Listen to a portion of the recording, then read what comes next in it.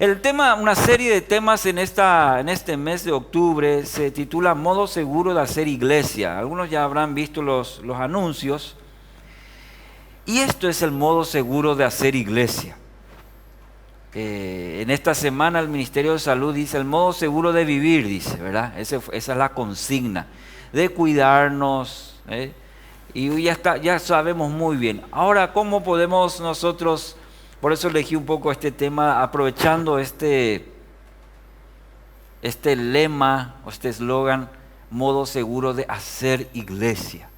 ¿Cuál es la manera segura en este tiempo que estamos viviendo de hacer iglesia? Y permítanme, hermanos, partir de este fundamento, congregarnos. Y es el tema que vamos a tocar en este tiempo en base a la palabra del Señor. ¿Qué nos dice al respecto?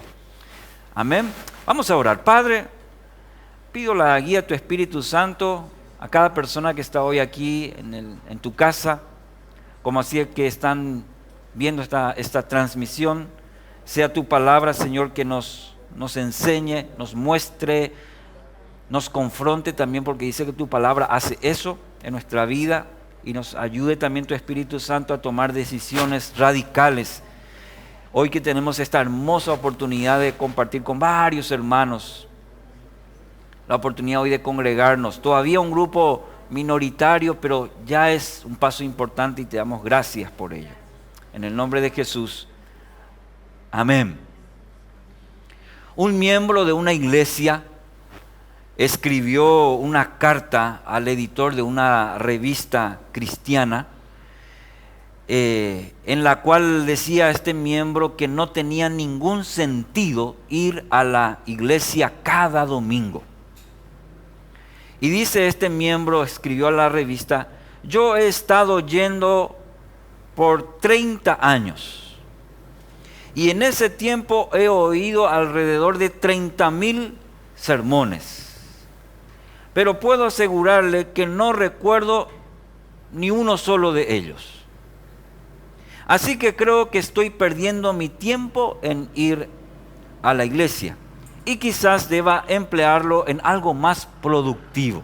Así escribió este miembro a una revista. Y este comentario creó mucha controversia en la sección de cartas al editor de esta revista. ¿Por qué?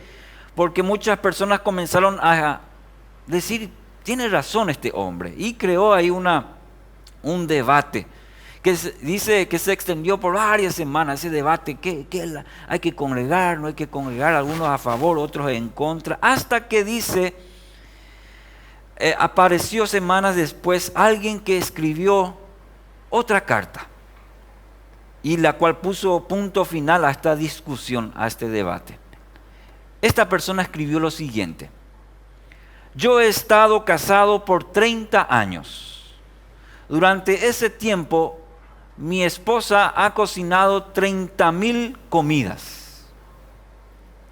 Pero actualmente yo no puedo recordar el menú completo de ni siquiera una de esas comidas, como nos pasa a muchos, ¿verdad?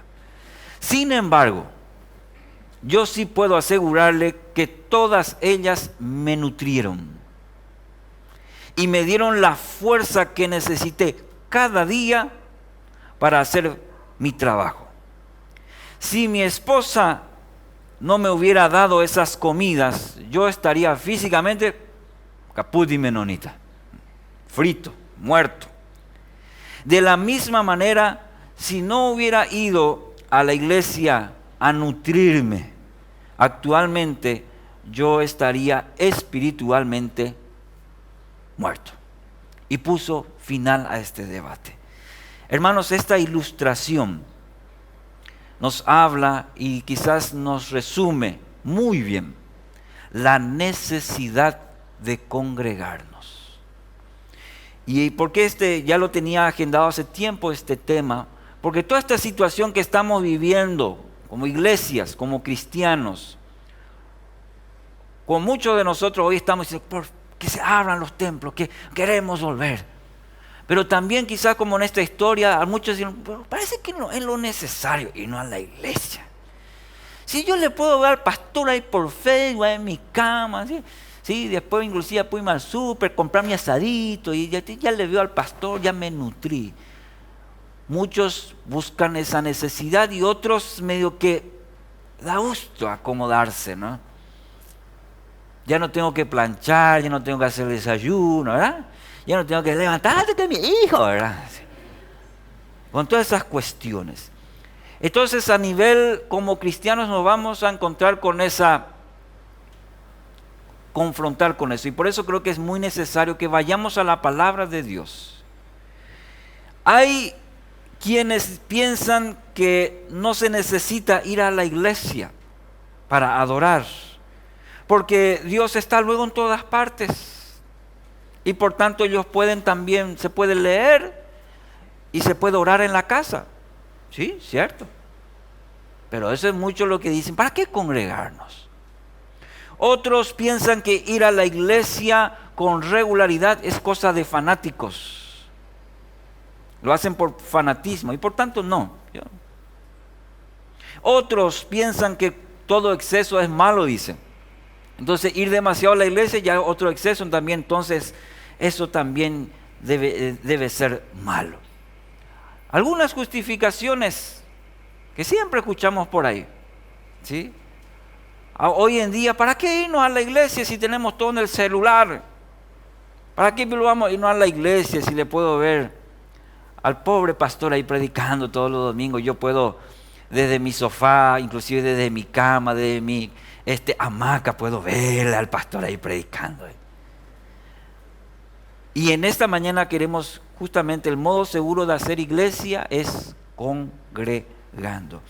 Y este problema, porque es un problema, no es algo de ahora nomás. Lamentablemente es un problema ya que los primeros cristianos en el primer siglo ya tuvieron que enfrentar. Hacían lo mismo. Por lo cual el autor de Hebreos tuvo que decir, no dejen de congregar como algunos tenían esa costumbre. Y el autor de Hebreos por eso tuvo que poner cierto orden y decir, no lo hagan, no es bueno. Y ese lo vamos a ir tocando en estos domingos. Y hoy vamos a hacer una pequeña introducción. Así que tengo 2 puntos. Primero, lo que es congregarse. En la Biblia vamos a encontrar la definición reunión, muchas veces van a encontrar la asamblea. Todos hacen referencia a comunidad. Todo hace referencia a estar juntos. Y para aquellos que a lo mejor quieren buscar, hoy vamos a usar mucho la Biblia, así que tomen nota, ahí en casa también. Para los que decían que no hay fundamento bíblico, que hay ese de Hebreo nomás habla sobre reunir. En esta mañana, y encima traje un cargamento de la mitad más o menos, de lo que hay en la Biblia. Así que vamos a usar mucho la Biblia. Lo que es congregarse.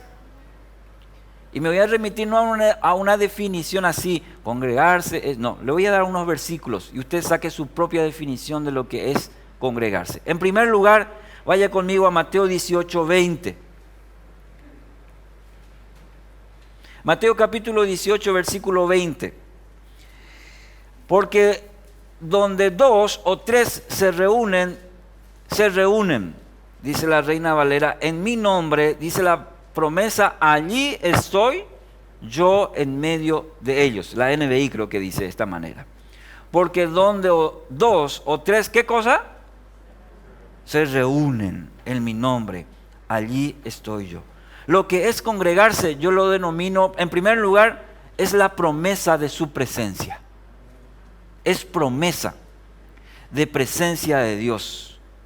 Un culto en la iglesia, lo que hacemos, hermanos, no importa si es pequeño o si es grande, no importa el lugar, si es humilde o no, no es una mera reunión de personas, no es así vamos a reunirnos más, no, dice la palabra, si lo hacemos en el nombre de Dios, la reunión del pueblo es con Dios, fíjense. Es maravilloso el hecho de poder ponernos de acuerdo, fijar un momento y donde decimos, esta va a ser una reunión especial. Este va a ser un convite en donde no solamente va a estar Juan, va a estar Arnaldo, va a estar Carlos y Efraín, va a estar Dios en medio de ellos. Y esa reunión lo hace muy especial, dice, por eso, y anote que hay una promesa en este versículo. Y esa promesa dice que Dios promete a los creyentes su presencia. ¿Cuándo qué? Cuando se reúnen para hablar, para estar haciendo cosas referentes al reino de Dios. Y cuando leemos la palabra, cuando alabamos, cuando testimoniamos, todo lo que hacemos aquí, lo que es la liturgia, lo que le llaman la liturgia, desde la bienvenida, la alabanza, la lectura bíblica, la prédica, el testimonio, como lo vamos a tener hoy, eso es la liturgia, eso es un culto que le ofrecemos a Dios, y Dios promete estar en medio de cada uno de ellos. Entonces es promesa de su presencia. Segundo, Hechos 2, 41 y 42 es un pasaje que lo conocemos muy, pero muy bien. Justamente la iglesia primitiva. Dice Hechos capítulo 2, versículo 41 y 42. Así pues, los que recibieron su mensaje fueron bautizados y aquel día se unieron a la iglesia unas 3,000 personas.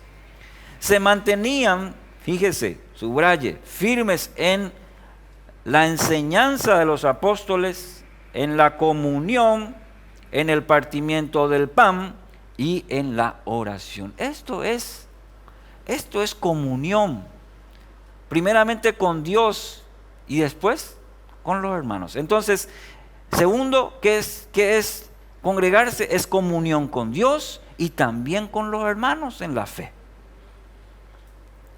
Dice, y en este contexto, cuando leemos la historia, encontramos que aquí vino el Espíritu Santo. Sí, primero eran un puchito de hermanos y después vino como 3,000 personas. ¡Oh!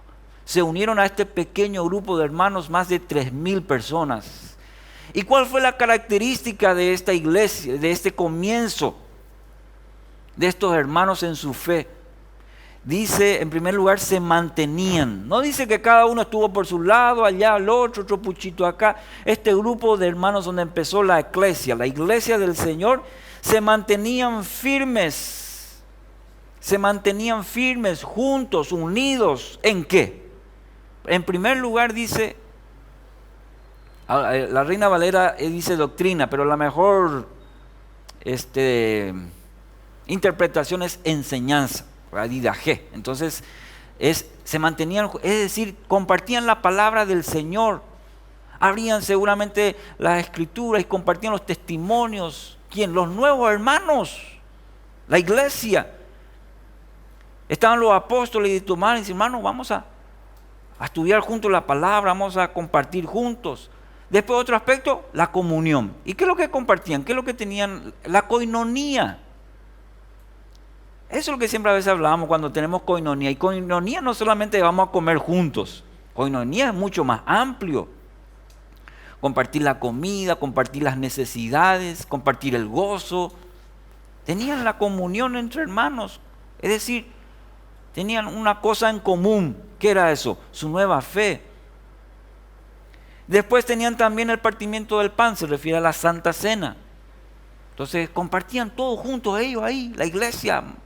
Más de 3,000 personas ahí teniendo la Santa Cena. Y también dice la oración.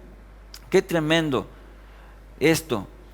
Y en el versículo 46 de ahí del mismo capítulo, ahí justamente declara la palabra que era tanto en las casas como en el templo, dice. Se desarrollaba esta coinonía, se desarrollaba esta comunión con Dios y con los hermanos. ¿Dónde? En las casas, en el versículo 46 está. Y también en el templo.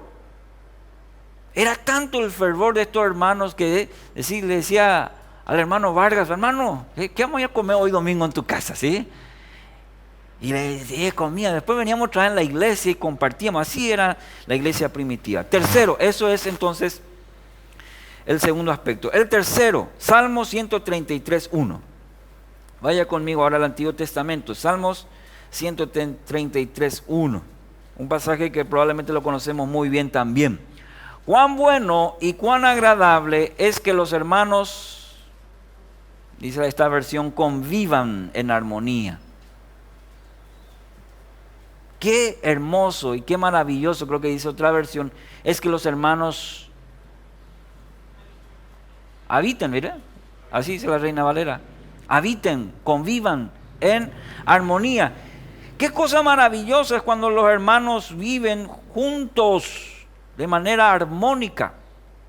Nosotros, hermanos, Dios nos ha hecho de manera que necesitamos compartir. Somos seres sociales. ¿Sí? No hay el cristiano llanero solitario, no existe. Entonces, el salmista dice, qué cosa maravillosa, dice, es y agradable es que yo solito me vaya a la casa de Dios. Así dice, ¿verdad? No, dice los hermanos, habla en plural, diciendo que es y convivan, lógicamente, hermanos con una armonía. Y es una unidad, esto que no se impone desde afuera, sino que crece de una comunidad, comunidad de fe. Y debe ser la manera distintiva de los creyentes. Por eso no existe un hermano o hermana solitaria en la fe, somos comunidad. Por eso la IEC es una, familia. Es una familia para tu familia, porque no dice una familia para vos solito. No, porque somos comunidad.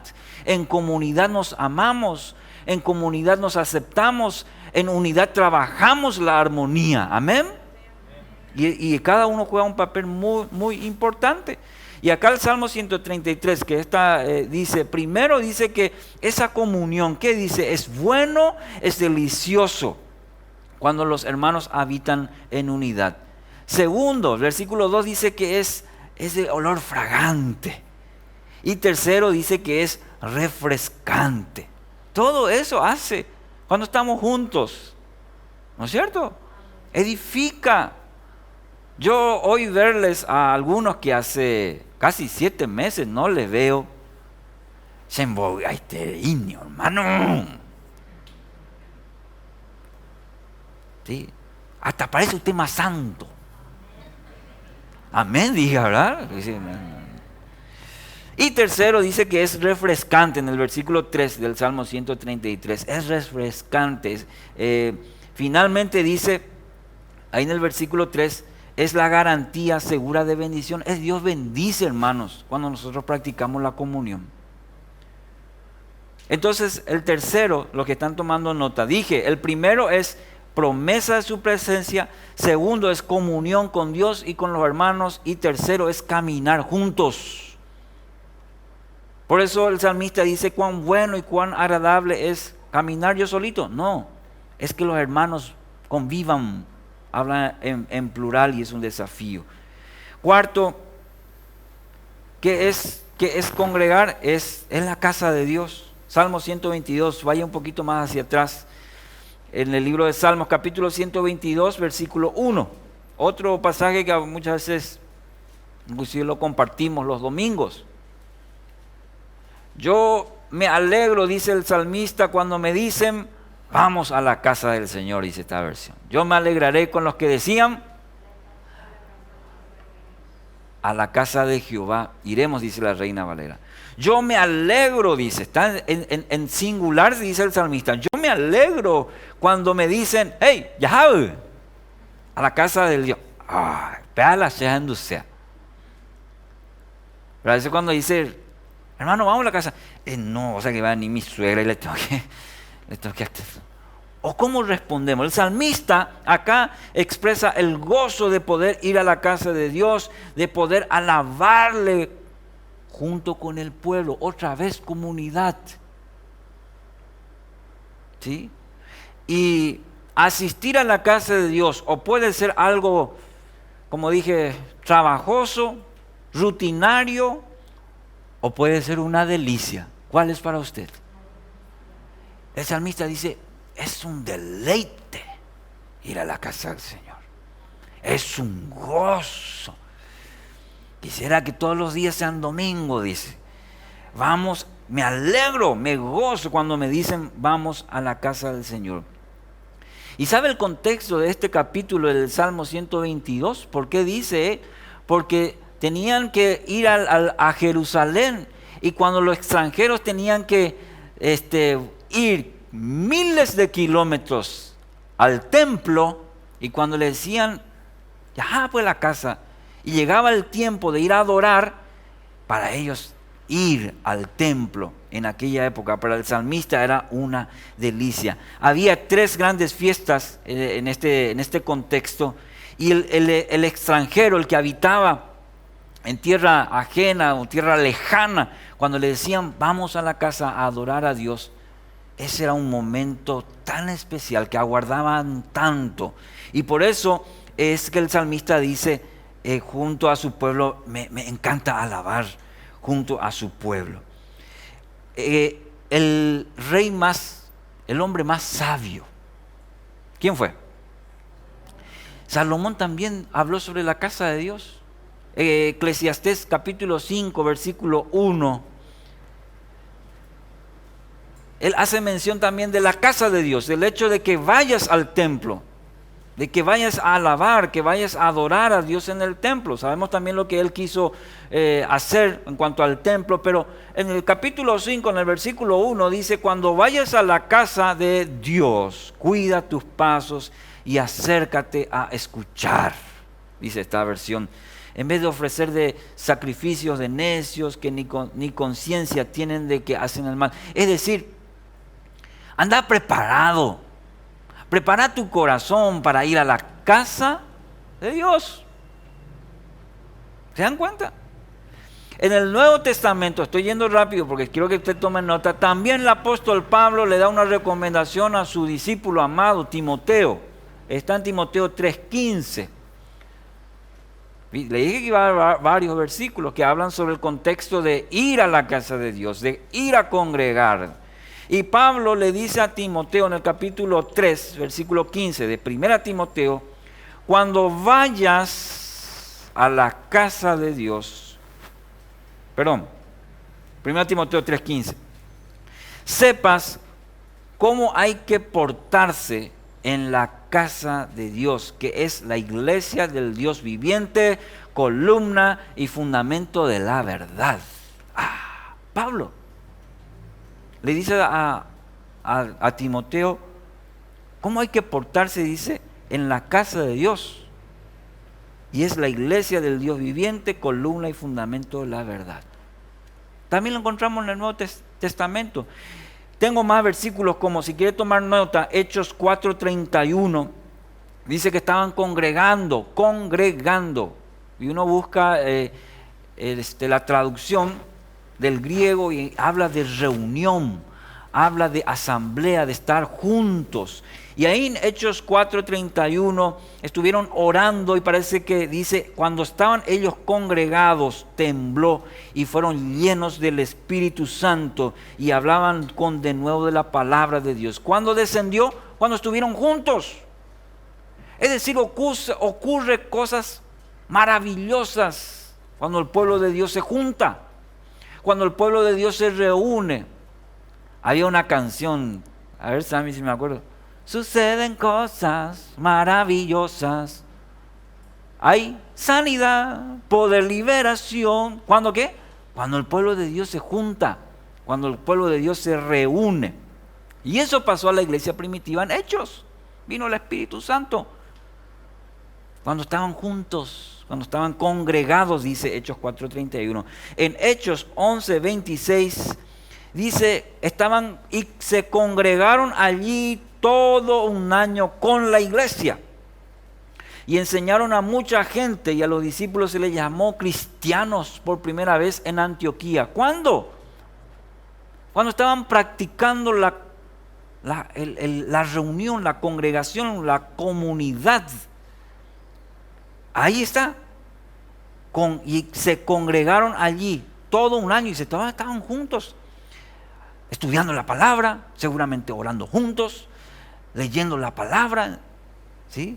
Y ahí, en ese contexto, es que se les llama a los discípulos cristianos por primera vez en Antioquía. Hechos 27, ahí dice, el primer día de la semana, Hechos 27, reunidos los discípulos para partir el pan, Pablo les enseñaba, habiendo de salir al día siguiente, y alargó el discurso, y ahí dice, predicó demasiado largo Pablo. Y alguien que estaba se cayó, dice, bueno, estos días ya saben el contexto, ¿verdad? Pero estaban reunidos el primer día de la semana, reunión, estaban congregados, había culto. ¿Se dan cuenta, hermanos?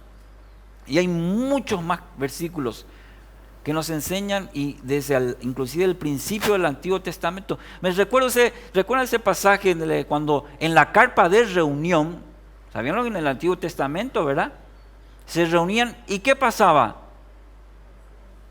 Bajaba la nube y eran llenos, ¿verdad? Dice la palabra. En el Nuevo Testamento, cuando vino Pentecostés, vino en forma así, a cada uno, allá está, el otro dice, no, cuando estaban juntos, congregados, ahí descendió el Espíritu Santo y les llenó de su presencia. Cosas maravillosas ocurren cuando estamos juntos. Y el segundo punto es, ¿por qué debo congregarme? Y le voy a dar varios versículos también para que usted tenga fundamento bíblico, para entender, hermanos, que no es una cuestión de moda, que no es una cuestión cómo me siento, sino una cuestión de obediencia. Entonces, primero, ¿por qué debo congregarme? Porque es un mandamiento. Y ahí tenemos Hebreos 10:25, que nos habla muy bien, está en un imperativo. No dejen de congregar, ¿sí? Hebreos 10:25, como algunos lo tienen por costumbre. Y la Biblia es la palabra de Dios, y Él manda a no dejar de congregarnos. Por tanto, no hacer lo que es obedecer. ¿Y la desobediencia qué trae? Nosotros siempre decimos, la obediencia trae, gusto decir, bendición, pero la desobediencia, entonces estamos acarreando eso a nuestra vida. Es un mandamiento, hermanos. Lo encontramos, la iglesia, el pueblo lo practicó desde el Antiguo Testamento, y ya hemos visto los beneficios de ello. ¿Por qué debo congregarme? Porque es lo mejor para mí, para mi familia. Nosotros los seres humanos queremos lo mejor siempre para nosotros y para nuestros hijos. ¿Amén? Queremos. Y congregarse, mi querido hermano y hermana, persona que nos está viendo, congregarse es lo mejor que podemos escoger para nosotros y para los nuestros. El rey David lo entendió, lo supo y lo vivió en su vida. Por eso dijo, porque mejor es un día en tus atrios que 1000 fuera de ellos. Él lo había experimentado. Escogería antes estar a la puerta de la casa de mi Dios que habitar en las moradas de maldad. Salmo 84:10. Fíjese lo que hace el salmista. Él sabía que era lo mejor y quería lo mejor para él y para los suyos. ¿Usted quiere lo mejor? Está en el lugar y en el tiempo correcto. Tercero, porque es bueno y delicioso. Ya lo leímos, Salmo 133. Es mucho lo que nos perdemos cuando no nos congregamos con nuestros hermanos. Es mucho lo que nos perdemos. Y vamos a ver todos esos aspectos y viendo poco a poco. ¿Qué es lo que nos perdemos? ¿Qué beneficio? ¿Sí? Si yo hoy abro aquí el micrófono y le pregunto en estos casi 7 meses, ¿cómo te sentiste, hermano, cuando no pudiste venir a la iglesia? Y yo sé que van a haber muchos testimonios tremendos, pero estoy seguro que vamos a coincidir que estábamos secos. Necesitamos algo. ¿Sí? Necesitamos hablar con alguien. Entonces es bueno y delicioso. El siguiente, porque es estar en los negocios de Dios. Jesús en su niñez, ¿dónde él se perdió? En el parque. Estaba en el templo. Y Y ahí sus padres le buscaron y le dijeron, ¿por qué nos hiciste esto? ¿Y por qué me buscabais? ¿No sabíais que en los negocios de mi padre me es necesario estar? Estaba ahí en el templo con los maestros de la ley hablando sobre la palabra. Y ahí estaba Jesús en los negocios de su padre. Hermano querido, hermana, Jesús aún muy de niño era leal a ese deber. Para él estar en las cosas de su padre era negocio. Y para nosotros estar en las cosas de Dios es el mejor negocio que podemos hacer, porque vamos a sacar mucho beneficio espiritual. Va a ser beneficioso a tu vida. Vas a sacar mucho provecho cuando te encargas de los negocios de tu padre. Pero mucha gente opera al revés, en los negocios de la carne, y domingo destina a trabajar. Entonces peor te va a ir. Pero cuando decís, me es necesario, es decir, me es urgente estar en los negocios primero de mi padre. Entonces, seguimos. Porque es buscar primeramente el reino de Dios y su justicia. Ya sabemos, Mateo 6:33. Cristo quiere que nosotros le demos prioridad a las cosas más importantes de la vida, para que así nosotros podamos asegurar las cosas que son de menos importancia. Esa es la ecuación con Dios. Así funciona con Dios. Cuando buscamos primeramente las cosas de Él, todo el resto forma fila. Cuando nosotros ponemos prioridad del negocio, las cosas de Dios. Pero nosotros, nuestra mente a veces minado por la preocupación, por la ansiedad y por los deseos de la carne, le damos prioridad a otra cosa. Y después le preguntamos, ¿por qué el Señor? Ay, ya por vainio, hermano. Primero dice, buscar primeramente el reino de Dios. Por eso es importante, por eso debemos congregar, porque buscamos las cosas del reino. Para Jesús la iglesia era una prioridad y lo debe ser también para nosotros.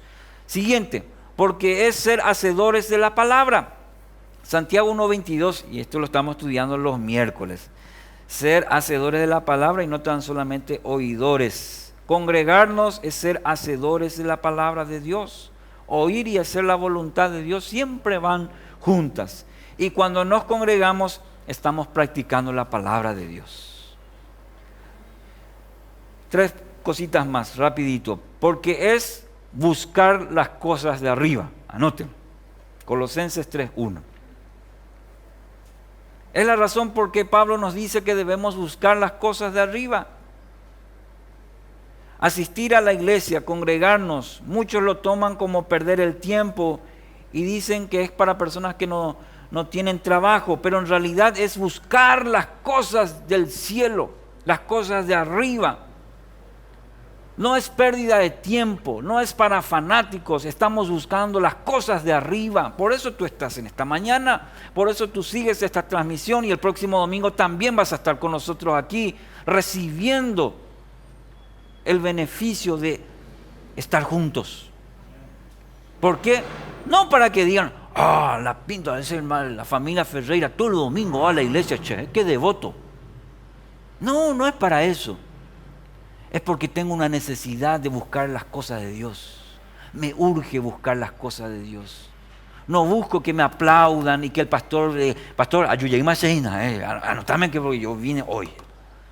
O para que el pastor justamente no me llame, manito, no estuviste el domingo, ¿verdad? No, porque yo busco. Siguiente, porque es hacer lo bueno. Santiago 4:17, y al que sabe hacer lo bueno y no lo hace, esto dimos el miércoles pasado. Qué tremendo. 4:17 de Santiago, y el que sabe hacer lo bueno y no lo hace, le es pecado. ¿A qué vea? El cristiano debe de involucrarse en todo aquello que es bueno, y el congregarse, hermano, es una de las cosas más buenas que uno puede hacer. No nos cansemos de hacer lo que a Dios le agrada, aunque el resto quizás no lo haga. Y el último, porque es guardar la unidad del Espíritu. Aquel que no tiene la costumbre, o aquel que sabe encontrar una buena excusa para no congregarse, simplemente no está guardando la unidad. No podemos... A ver, lo virtual nunca va a reemplazar a lo presencial, ¿es cierto? A mí me casiengo allá, te envío un abrazo virtual. Ay, digo, vea, vos sentís, te produce algo. Y es lo que podemos hacer ahora, ¿o no, verdad? Hacer un abrazo virtual ya. Pero imagínate en tu matrimonio si vos le decís, te amo virtual y te abrazo virtual, eres allá. No hay como algo. Va a pasar 2 o 3 meses y va a decir, no, yo necesito sentirte, va a decir. Lo mismo ocurre en el ámbito espiritual. No existe la unidad virtual, no existe la unidad a distancia en la iglesia. Donde practicamos la unidad es aquí. Donde maduramos, donde crecemos en nuestra relación es aquí, congregando, estando juntos. Desde lejos es fácil. Imagínense yo con el hermano Eduardo, sí, el hermano es tremendo, pero cuando nos encontramos aquí, cuando hablamos, yo conozco, sé la diferencia, sé su carácter, así mismo es. Entonces es guardar la unidad del Espíritu. Por eso debemos congregarnos. Efesios 4:3 habla sobre eso. Que el Espíritu desea que nos mantengamos unidos, no solo de palabras, sino también en hechos. Es el mismo Espíritu que dice que somos un cuerpo.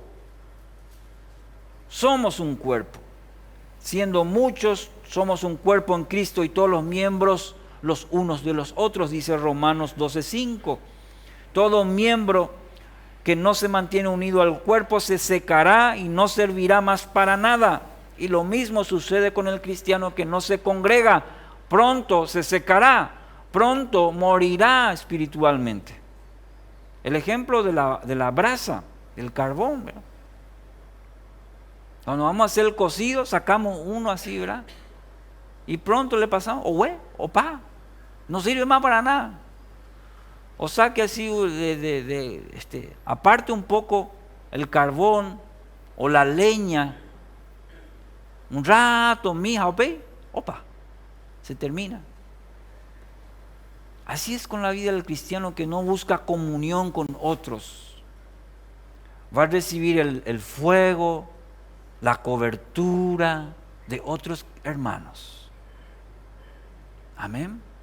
El tiempo que estamos viviendo hoy es un tiempo muy difícil. Muchos van a querer quedarse en casa. Y voy a decir esto, tome nota y usted no sea de ellos, porque por eso que estamos hablando hoy. Fíjense todos los versículos, palabras, usted no va a poder decir después, no, yo no sabía. No hay fundamento bíblico que nos diga no es importante congregar, no hay. Pero yo le acabo de compartir fácilmente más de 30 versículos que hablan sobre, y hay muchísimo más, pero en esta mañana me quedo en esta introducción simplemente. Termino con esto. Alguien escribió este lindo juego de palabras y termino así. ¿Por qué voy a la iglesia? Yo no voy a la iglesia para creer en Dios, sino porque creo en Dios. Yo no voy a la iglesia para que Dios me bendiga, sino porque ya me ha bendecido. Yo no voy a la iglesia para que Dios me escuche, sino porque Dios me escucha. Yo no voy a la iglesia para que me den algo, sino para dar algo. Yo no voy a la iglesia para tener una relación con Dios, sino porque tengo una relación con Dios, y eso se refleja porque voy a la casa de Dios. Padre, gracias por este momento que nos das de congregarnos. No hay mayor bendición para el Hijo, para el creyente, el hecho de que podamos reunirnos. Creo que muchas personas han entendido este principio espiritual en este tiempo de cuarentena. Al no poder ver a mi hermano, a compartir con mi hermana. Pero también el diablo ha utilizado este tiempo para meter ideas, ideologías, para enfriar el corazón de muchos cristianos. El hecho de, ¿para qué reunirse? ¿Para qué ir a la iglesia? ¿Para qué congregarse? Estos pasajes hoy nos desafían, nos confronten y seamos radicales como cristianos. No seamos tibios, sino radicales, Señor. Tu palabra, Señor, en esta mañana nos lleve a eso. Tanto los hermanos que estamos compartiendo hoy, un privilegio hoy que estemos 50 personas, como los hermanos que hoy no pudieron venir, pero están en sus casas, y que, Señor, anhelemos eso de nuevamente estar juntos, y que como en tiempos en que has derramado, Señor, y como muchas veces experimentamos también nosotros aquí en la IEC, cuando tu pueblo se reúne, tú derramas bendición. Y eso, Señor, anhelamos, queremos para nuestra vida. Oramos en el nombre de Jesús. Amén. Amén. ¿Cuántos dicen amén? Amén. Hermano y hermana, esta es la serie de temas que vamos a tocar. No se pierda. Para la gente que nos está siguiendo, vamos a seguir desarrollando temas muy interesantes bíblicamente, fundamentos en cuanto a este tema.